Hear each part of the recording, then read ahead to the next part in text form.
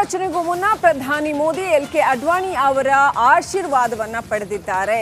ತುಂಬಾ ಇಂಪಾರ್ಟೆಂಟ್ ಅಂತ ಅನ್ಸುತ್ತೆ. ಎಲ್.ಕೆ. ಅಡ್ವಾಣಿ ಅವರ ಆಶೀರ್ವಾದವನ್ನ ಪಡೆದು ಮುಂದಿನ ಹೆಜ್ಜೆ ಇಡ್ತಕ್ಕಂಥದ್ದು ಒಂದು ಗೆಸ್ಚರ್ ಆಫ್ ರೆಸ್ಪೆಕ್ಟ್. ಬಹಳ ಚೆನ್ನಾಗಿ ಅವರು ಅದನ್ನ ಪಾಲನೆ ಮಾಡ್ಕೊಂಡು ಬಂದಿದ್ದಾರೆ. ಮೂರನೇ ಬಾರಿಗೆ ಮೋದಿ 3.0 ಸರ್ಕಾರ ರಚನೆಗೂ ಮುನ್ನ ಬಿಜೆಪಿಯ ಭೀಷ್ಮ ಎಲ್.ಕೆ. ಅಡ್ವಾಣಿ ಅವರ ಆಶೀರ್ವಾದ ಪಡೆದಿದ್ದಾರೆ. ಹೊಸ ಸರ್ಕಾರ ರಚನೆಗೆ ಮೋದಿ ಹಕ್ಕು ಮಂಡಿಸಲಿದ್ದಾರೆ. ಅದಕ್ಕೂ ಮುಂಚೆ ಎಲ್.ಕೆ. ಅಡ್ವಾಣಿ ಅವರ ಆಶೀರ್ವಾದ ಪಡೆದಿದ್ದಾರೆ. ಇವತ್ತು ಬಿಜೆಪಿ ಇಷ್ಟೆಲ್ಲ ದೊಡ್ಡ ಮಟ್ಟದಲ್ಲಿ ಅಧಿಕಾರ ಗಳಿಸೋದಕ್ಕೆ ಕಾರಣ ಸುಮಾರು ಅರ್ಧ ಶತಮಾನ ಎಲ್.ಕೆ. ಅಡ್ವಾಣಿ ಅವರು ಮಾಡಿರ್ತಕ್ಕಂಥ ರಾಜಕಾರಣ ಮತ್ತು ಪರಿಶ್ರಮ ಅನ್ನುವಂಥ ಮಾತು ಕೂಡ ಇದೆ. ಅವ್ರ ಜೊತೆಗೆ ವಾಜಪೇಯಿ ಅವರಿದ್ದರು, ಇನ್ನೂ ಅನೇಕ ಹಿರಿಯ ನಾಯಕರುಗಳಿದ್ದರು. ಈಗ ಆ ಒಂದು ತಲೆಮಾರಿನ ಕೊಂಡಿಯಾಗಿ ಎಲ್.ಕೆ. ಅಡ್ವಾಣಿ ಅವರು ಇದ್ದಾರೆ. ಹಾಗಾಗಿ ಅವರಿಗೆ ನಮಸ್ಕಾರ ಮಾಡಿ ಅವರಿಂದ ಆಶೀರ್ವಾದ ಪಡೆದು ಪ್ರಧಾನಿ ಮೋದಿ ಅವರು ಈಗ ಮೂರನೇ ಬಾರಿಗೆ ಪಟ್ಟಕ್ಕೆ ಏರ್ತಾ ಇರೋದು ಬಹಳ ಒಂದು ರೀತಿಯ ಸಿಂಬಾಲಿಕ್ ಅಂತಾನೆ ಹೇಳಬೇಕು. ಅಡ್ವಾಣಿ ಅವರನ್ನು ಮಾತನಾಡಿಸಿ ಅವರ ಆಶೀರ್ವಾದ ಪಡೆದು ಅಂದರೆ ಅವರ ಪರಿಶ್ರಮವನ್ನು ನೆನೆಯುವಂಥ, ಅವರು ಪಕ್ಷಕ್ಕೋಸ್ಕರ ಪಟ್ಟ ಕಷ್ಟವನ್ನು, ಪಕ್ಷ ಕಟ್ಟಿದ ರೀತಿಯನ್ನು ಗೌರವಿಸುವಂಥ ಒಂದು ಗೆಸ್ಚರ್ ಅಂತಲೇ ಹೇಳಬೇಕು. ಪ್ರಧಾನಿ ಮೋದಿ ಎಲ್.ಕೆ. ಅಡ್ವಾಣಿ ಅವ್ರನ್ನ ಭೇಟಿಯಾಗಿ ಆಶೀರ್ವಾದ ಪಡೆದರು. ಮೂರನೇ ಬಾರಿಗೆ ಸರ್ಕಾರ ರಚಿಸುವ ಮುನ್ನ ಅಡ್ವಾಣಿ ನಿವಾಸಕ್ಕೆ ಭೇಟಿ ನೀಡಿ ಅವ್ರಿಗೆ ಹೂಗುಚ್ಛ ಕೊಟ್ಟು ನಮಸ್ಕಾರ ಮಾಡಿ ಆಶೀರ್ವಾದ ಪಡೆದಿದ್ದಾರೆ.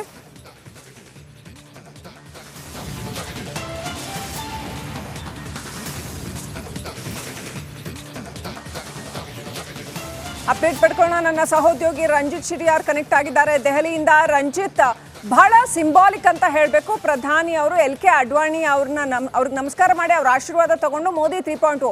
ಯಾಕಂತಂದ್ರೆ ರಂಜಿತ್, ಈ ಕಳೆದ 2 ಅವಧಿಗಿಂತ ಈ ಸಾರಿಯ ರಿಸಲ್ಟ್ ಏನಿತ್ತು ಅದು ಒಂದು ರೀತಿನಲ್ಲಿ ಅಷ್ಟೊಂದು ನಡಿ ಈಗ ಶುರು ಮಾಡೋಣ.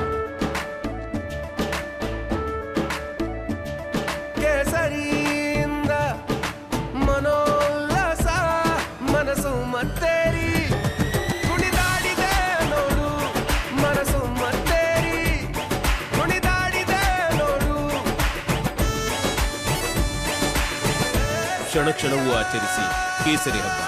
ವಿಮಲ್ ಬಾಯಲ್ಲಿ ಹೇಳಿ ಕೇಸರಿ. ಗಟ್ಟಿಯಾದಂಥ ರಿಸಲ್ಟ್ ಅಲ್ಲ ಅಂತ ಹೇಳಬೇಕು. ನಿರೀಕ್ಷೆಗಿಂತ ಬಹಳ ಕಡಿಮೆ ಬಂತು. ಜೊತೆಗೆ ಪಕ್ಷವನ್ನ ಸುಮಾರು ಅರ್ಧ ಶತಮಾನ ಕಾಲ ಕಟ್ಟಿ ಒಂದು ಭದ್ರ ಬುನಾದಿ ಹಾಕಿಕೊಟ್ಟಂಥವ್ರು ಎಲ್.ಕೆ. ಅಡ್ವಾಣಿ. ಅವರನ್ನ ಭೇಟಿ ಮಾಡಿ ಆಶೀರ್ವಾದ ಪಡೆದಿರ್ತಕ್ಕಂಥದ್ದು how symbolic is it Ranjit? ಎಷ್ಟು ಮಟ್ಟಿಗೆ ಅದು ಮುಖ್ಯ ಅಂತ ಅನ್ಸುತ್ತೆ?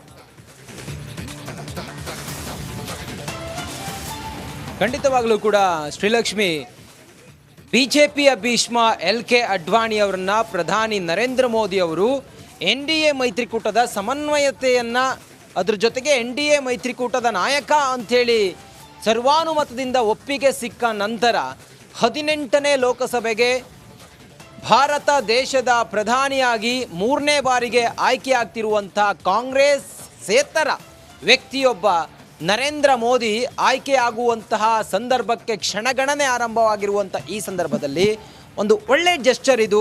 ಮೋದಿಯವರು ಅಡ್ವಾಣಿಯವರನ್ನ ಭೇಟಿಯಾಗಿ ಅವರ ಆಶೀರ್ವಾದವನ್ನು ಪಡೆದುಕೊಂಡು ಬಂದಿದ್ದು.